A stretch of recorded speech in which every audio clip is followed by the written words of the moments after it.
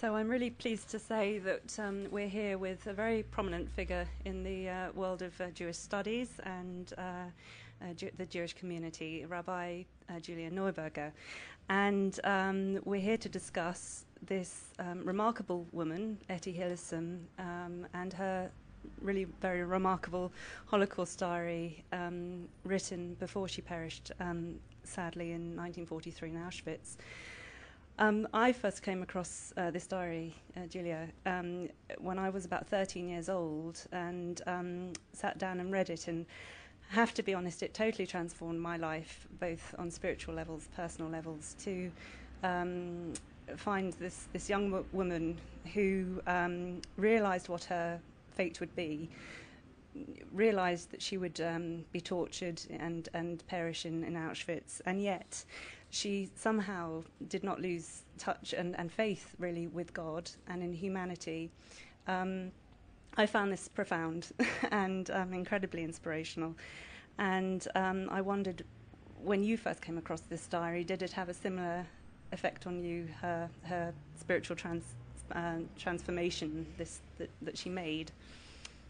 Etty Hillesum definitely made a spiritual transformation in the course of these diaries that we've got to read. And I first discovered them. I didn't discover them. I was first sent them, I think as a proof actually, by Nicola Bowman of Persephone Books, who's published them in this country. And I have to say, I was probably slightly less moved than you, possibly because I was a lot older when I got them first, and possibly also because, although I think they are absolutely remarkable diaries, there is more of a genre of people's diaries, and perhaps I've just seen more of them and been exposed to more of this than you had been when you were 13. So I'm not as profoundly moved by them, and certainly not, I don't feel that I've been transformed by them, but I do think they are very remarkable, and I do think she must have been a very remarkable young woman, and very particularly, and I would slightly take issue with you about she knew what her fate would be. I think she knew what the beginnings of her fate might be. I don't think she knew the full extent of her fate, because I don't think people did, and I certainly don't think the Dutch Jews did. She knew relatively early on that people weren't coming back from the east when they'd been transported from Westerbork. She also knew, obviously, because most people didn't go back and forward between Westerbork, the concentration camp, or the holding camp in Holland, where people went on to concentration camp. She also was one of the rare people who went from Westerbork back to Amsterdam and back to Westerbork and back to Amsterdam. So she knew a great deal more about the conditions. Did she know really it was extermination? That comes, I think, quite late in the diaries. And did she know how the extermination was going to take place? No, she absolutely didn't. I don't think they knew that they were going to be gassed. I don't think that was knowledge for people in Westerbork or anywhere else. Just before I go on, though, there's one other thing I would like to say, which is my great-grandmother was deported from Westerbork as well. So it's part of my family history. My family were German Jews, actually on both sides they were German Jews, and my father's family mostly came to Britain before the First World War. But my father's grandmother, so my great-grandmother, was still in Frankfurt in Germany. They went to Holland, they thought, for safety, as so many people did, as did Etty Hillesum's great inspirer, from Germany to Holland, and she was deported in her bed to Westerbork. Gosh, that's very interesting that you should share, the history. Yes. I presume that's. I mean, obviously this is all going to be cut, so I'm assuming that's how you wanted it. Okay, fine. That's very interesting. Tell me if I'm going too long.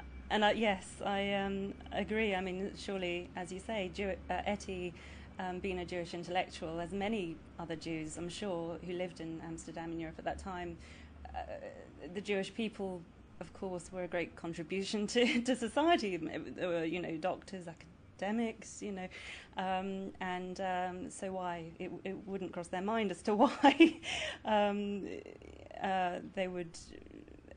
there would be this ethnic cleansing against the Jewish people.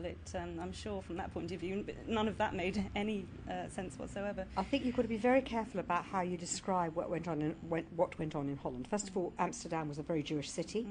It was referred to as Makom, originally Hamakom, which means place, the place, in Hebrew. It was such a Jewish city, it was a even in football crowds, when people were cheering for Amsterdam, they used to cheer Makom Makom. So it was very, very much a Jewish place. Secondly, a lot of people, Etty Hillesum included, were very, very assimilated Jews. They didn't really think of themselves hugely as Jewish. No. They certainly weren't practicing Jews, and I think that's really important. And the third thing about it, Amsterdam was quite a Jewish place. Nevertheless, when you look at the extent of collaboration with the Nazis amongst European countries, Holland, contrary to impressions people have, actually comes quite high for collaboration. And the Jews had a pretty rough time. The numbers of Jews who were hidden was also quite high, but there was a high level of collaboration. Just to change the topic slightly, what struck me as being extremely unusual and quite special is that, of course, two of the major religions, being both Judaism and the Catholic Church, have in fact wanted to claim Etty Hillesum for themselves, as it were, and I'm sure fought over whether she was Jewish or, because of course she read, she understood the New Testament and indeed related to many. It was very meaningful. Many of the New Testament writings, as well as the Old Testament. So, do you view her as Christian as well as Jewish in that sense? No, I view her. Clearly, Etty Hillesum was very interested in Christianity, and particularly Catholicism, as many, many people of her generation were. I certainly had a great uncle who equally was fascinated by Catholicism. We've got lots of his letters. He also perished. It was common. It was common in Germany, it was common in Holland, it was common probably in Britain for people who were Jewish and were fairly assimilated as Jews to also be interested in Christianity, as indeed one would hope that they might be.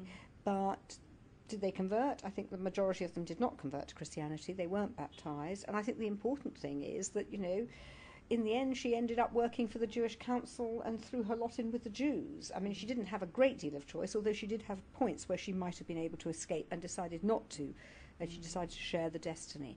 I think the other thing that's important is that sometimes the Catholic Church has tried to claim people who were Jews. There's a particular issue with Edith Stein, who was claimed as a Catholic, essentially a saint. And I do find that rather difficult, because Edith Stein didn't die because she was a Catholic. She died because she was, by heredity anyway, if not by practice or by belief, she was a Jew. Yes, I tend to agree, I think. But saying that, Etty did have certainly saintly attributes, you could say. She was deeply altruistic, naturally so, I believe. And Jan Garland's introduction, of course, beautifully describes this side of her. In fact, I'm sure Etty Hillesum would have had absolutely no idea we would be speaking of her virtues 60 years on.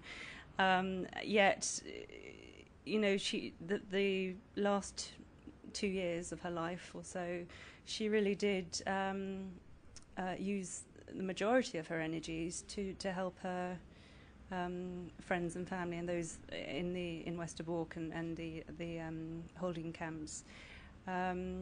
This very giving nature and truly altruistic personality, I think, shone through, didn't it?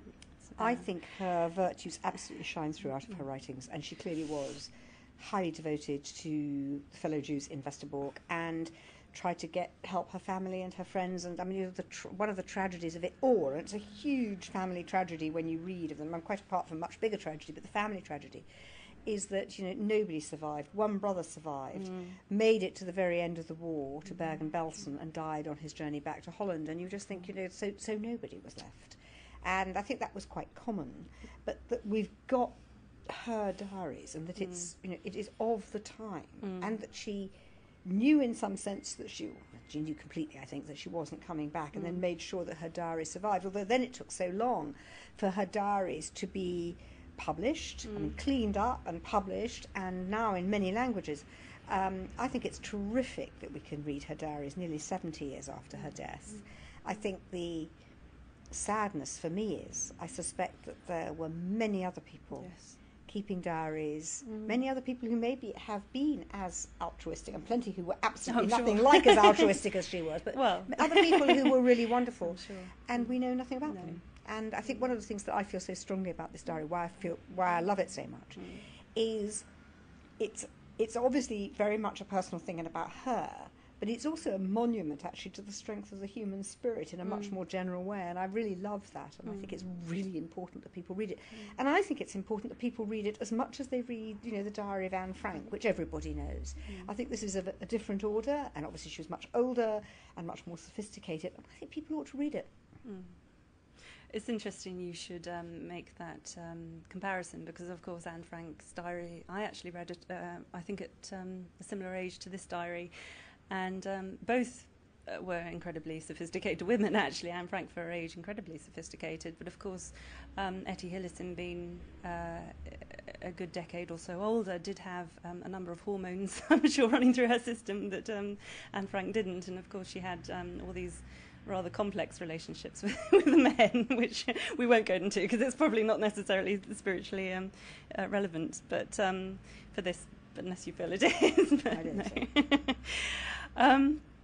I don't know how recently you've read the text, but when I was reading the text through on a more analytical level, it seemed to me that her writing is, of course, so beautiful and poetic and very philosophical throughout. And of course, nearer the end, it becomes very clear through the actual use of her language, it becomes somehow less coherent and fragmented somehow, and you can sense her real depression and anxiety and fear. But there is one excerpt nearer the end in 1943, an excerpt she writes, which I found very profound and seemed to illuminate itself for me somehow, and which caught my attention. And she writes, some people are born into this world with a soul 15 years old, and others hundreds. Mine feels thousands years old. I feel as though I've been here 1,000 times before. I found this extremely interesting as a comment, and as I say, in fact, I mentioned to you a little earlier that we belong to a study society where P.D. Ouspensky taught, and of course his school of thought, which it's not so much, it's a bit too noisy, sorry, perhaps isn't so relevant to Judaism, but the whole idea of eternal recurrence, not so much reincarnation, but that whole sense of really having a soul that can develop, and is almost predestined in the sense you're born with a developed essence and character, as it were. And do you believe in any of that as such? No. I don't believe in any of that, and I don't think that's what she was saying. No, okay. I think I take a much more particular view of it, and I think that what she was saying when she thought she'd been there 1,000 times before was actually a reflection on what happens to the Jews, and that persecution of the Jews had happened over many hundreds of years in many different ways. And actually, I think you're right when you say that the tone changes completely, I think, towards the end of the 1943 sections.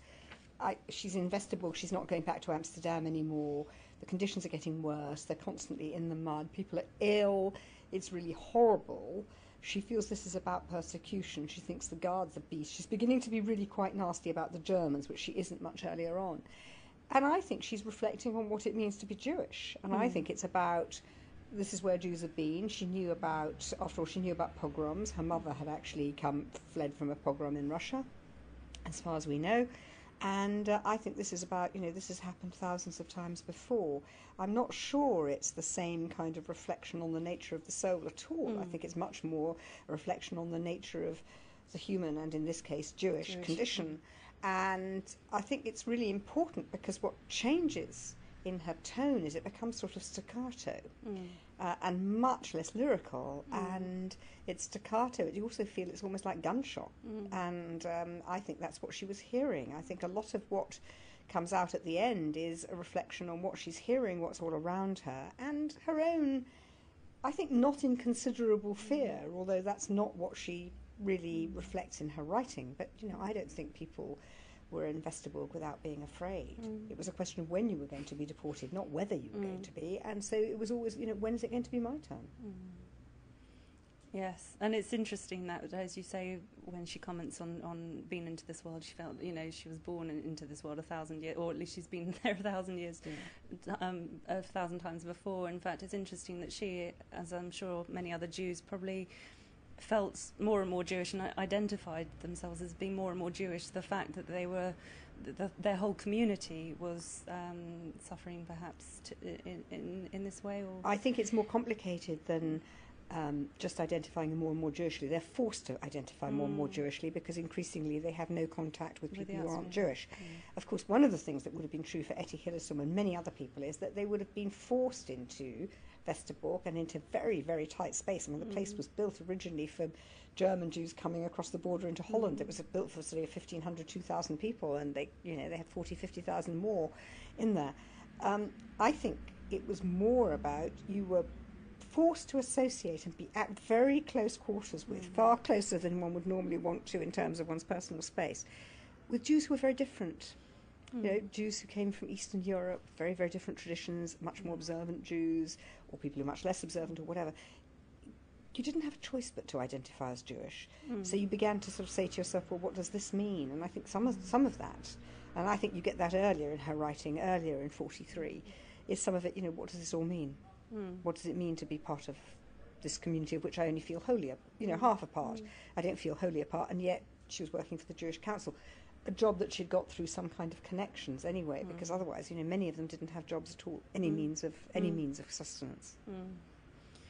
And psychologically, I think it's very interesting that, not that I understand much of the history of the Second World War, but of course Hitler and the Nazi Party, of course, stigmatized the Jewish people, first of all, claiming they were amoral, immoral, and also mentally unwell in many cases, or at least they tended to categorize the Jewish people in that light in order to perhaps begin their ethnic cleansing. Do you believe that had there been other minority groups in Europe at that point in time, including Holland, that they would have had a similar fate to the Jewish community? Well, other minority groups did, and particularly